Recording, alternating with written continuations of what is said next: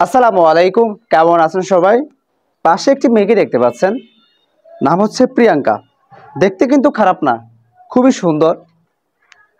প্রিয়াঙ্কা কিছুদিন আগে চট্টগ্রামের একটি পার্লারের ওয়াশরুমে যে ঝর্ণা আছে, ঝর্ণার সাথে সে ঝুলে না ফেরার দেশে চলে গেছে। সেই ঘটনা নিয়ে অনেক কিছু হয়েছে, তো আমি ওইদিকে যাচ্ছি না। সংক্ষেপে আপনাদেরকে তার যে ঘটনাটা, মূল ঘটনা, সেটি আপনাদের সামনে তুলে ধরার চেষ্টা করব। তো সে কিন্তু বিবাহিত, তার স্বামী আছে, সন্তানও আছে।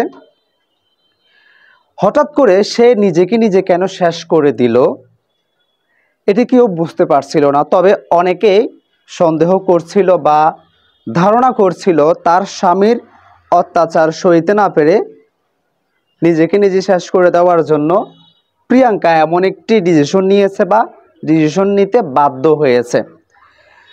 সাধারণ পাবলিক খুবই ক্ষিপ্ত ছিল, যে যার যার জায়গা থেকে প্রতিবাদ করেছে যেন তার স্বামীর কঠিন থেকে কঠিন উপযুক্ত শাস্তি হয়। প্রশাসন তার স্বামীকে আটক করেছিল, কিন্তু প্রশাসন তার স্বামীকে আটক করে সেখানে কিন্তু নীরব থাকেননি। তারা গোপনে কৌশলে নীরবতার সাথে এই ঘটনার মূল রহস্য উদ্ঘাটনের জন্য তারা কিন্তু কাজ চালিয়ে গেছে।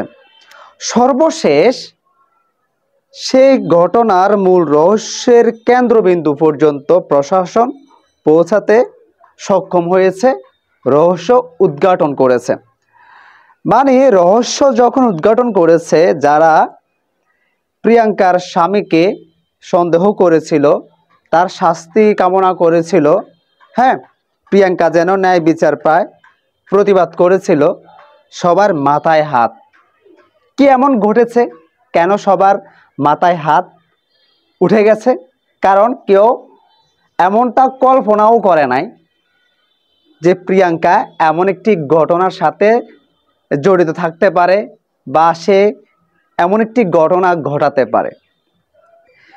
যেহেতু প্রিয়াঙ্কা বিবাহিত ছিল, তার সংসার ছিল, সন্তান ছিল, তা থাকা সত্ত্বেও সে একজন মুসলিম পুরুষের সাথে সম্পর্ক করে। হ্যাঁ, সে কিন্তু সনাতন ধর্মের ছিল প্রিয়াঙ্কা। তো সে মুসলিম এক ইঞ্জিনিয়ার, সে ইঞ্জিনিয়ার ছিল, নাম হচ্ছে জাহাঙ্গীর, ইঞ্জিনিয়ারের কাজ করত। তো তার সাথে একটা অবৈধ সম্পর্ক হয়, সম্পর্কে জড়ায়, দীর্ঘদিনের সম্পর্ক।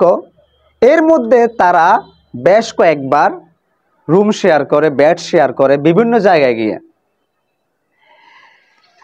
তো এরকম করতে করতে বেশ কয়েকদিন যায়।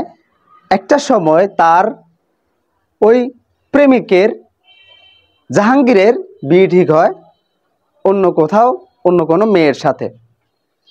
এটি শোনার পরে সে ডিপ্রেশনে চলে যায়। প্রিয়াঙ্কা, পাশে যে মেয়েটাকে দেখতে পাচ্ছেন, সে ডিপ্রেশনে চলে যায়।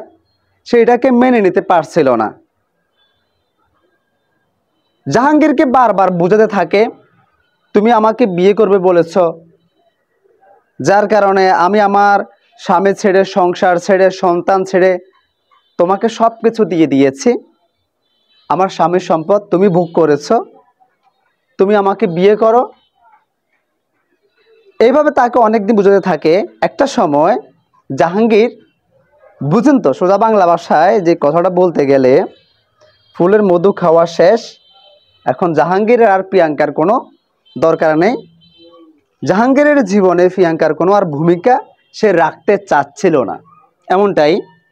যেহেতু সহজে সব কিছু পেয়ে গেছে, ভোগ করে ফেলেছে, হ্যাঁ, এখন প্রিয়াঙ্কার আর দরকার কি, বিয়ে করে লাভ কি? জাহাঙ্গীর বুঝতে পেরেছিল যে মানুষটা স্বামীকে ছেড়ে, সন্তান ছেড়ে, সংসার ছেড়ে আরেকটা পুরুষের কাছে এসে তার সব কিছু বিলিয়ে দিতে পারে, বিয়ের পরে সে যে আমাকে ছেড়ে আরেকজনের কাছে যাবে না, মানে এটি জাহাঙ্গীর ভিতরে এই জিনিসটা বুঝে গেছে। মানে তাকে বিশ্বাস করতে পারছিল না। তো একটা সময় প্রিয়াঙ্কাকে সে পাত্তা দিচ্ছিল না, মোবাইল ফোনে সরাসরি দেখা সাক্ষাতে অনেক ঝামেলা হচ্ছিল। একটা সময় সে কি করছে, একটা বিউটি পার্লারের চট্টগ্রামের ওই বিউটি পার্লারের ম্যানেজারের দায়িত্বে ছিলেন প্রিয়াঙ্কা, চাকরি করতেন। তো সেইখানের যে ওয়াশরুম আছে, ওয়াশরুমে গিয়ে ঝর্ণার সাথে সে ঝুলে চলে গেছে না ফেরার দেশে। তাকে উদ্ধার করার পর এলাকার স্থানীয় বা ওইখানকার স্থানীয় জনতা খুবই ইয়ে করেছিল তার স্বামীর উপর। তার স্বামী নাকি তাকে খুবই ইয়ে করতো, অথচ তাকে বোঝাইতো তার স্বামী, বা এ নিয়ে ঝামেলা হয়েছিল। যার কারণে মূল সন্দেহ করার কারণ হচ্ছে তার স্বামীকে, যে এই কারণে হয়তো বা সে নিজেকে আর নিতে পারছিল না, সইতে পারছিল না, এই জন্য সে নিজেকে নিজে শেষ করে দিছে।